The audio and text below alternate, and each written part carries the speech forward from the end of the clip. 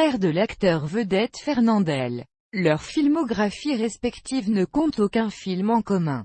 Sa carrière artistique se consacrait essentiellement au cabaret, où il montait des numéros, comme jouer le comique troupier. Il ne négligeait pas non plus le cinéma, où il avait généralement de petits rôles, ce qui était insuffisant pour en vivre. Généralement, ses apparitions se bornent à des silhouettes.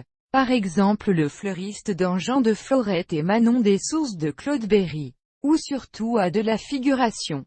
Rares sont les films où Francine aide à des rôles conséquents, comme dans La Grande Java de Philippe Clair. Ainsi malgré une filmographie très abondante, plus de 200 films, il n'est généralement pas crédité au générique d'un film, ou le plus souvent il n'apparaît que quelques secondes. Il joue souvent un tenancier ou le client d'un bar, ou encore incarne un postier, un policier, un gendarme, un soldat, étant également chanteur. Il enchaîne d'abord les tournées dans les cabarets. Dans les années 1930, au début de sa carrière, il est comique troupier, comme son frère le fut. Il monte souvent des one-man shows, dans lesquels il se met en scène avec sa gouaille méridionale. Il participe à plusieurs disques à la fin des années 1970.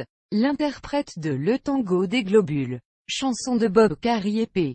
Lemel, chante également Vincent Scotto. Francine publie plusieurs disques entre 1966 et 1978, notamment un album de reprise des chansons à succès de son frère. En mai 68, pendant les grèves, il présente un spectacle gratuit de cabaret, à la gare de Lyon, à Paris, répondant ainsi à un soutien du monde syndical, surtout à la CGT. En 1972, il reprend un ancien succès de Fernandel Ne me dis plus tu, 1938, qu'il chante dans de nombreuses émissions de télévision dont, en janvier 1976, Ticket de rétro, émission de Jean-Christophe Averti. À partir des années 1960, Francine travaille également dans la publicité et tourne de nombreux spots publicitaires, produits d'entretien, machines à laver, etc. En 2012, il tourne son dernier spot pour l'eau minérale La Salvetat.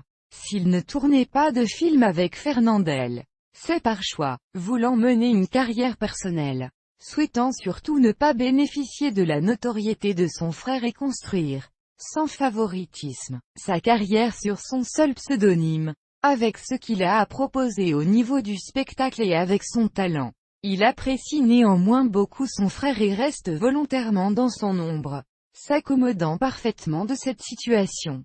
Cependant, le poids de Fernandel, immensément populaire, l'éclipse et Francine reste peu connue du grand public, à l'exception de rares films, comme les deux films de Claude Berry sortis en 1986 à 1987. Sa filmographie compte peu de films marquants, mais de nombreux films médiocres ou au mieux moyens, dits de série B, par la critique, comme Adam et Ève de René Gaveau en 1953, en 1968, et 1987. Le MIDEM et l'Académie des arts et techniques du cinéma le classent chanteur et acteur le plus méconnu de France.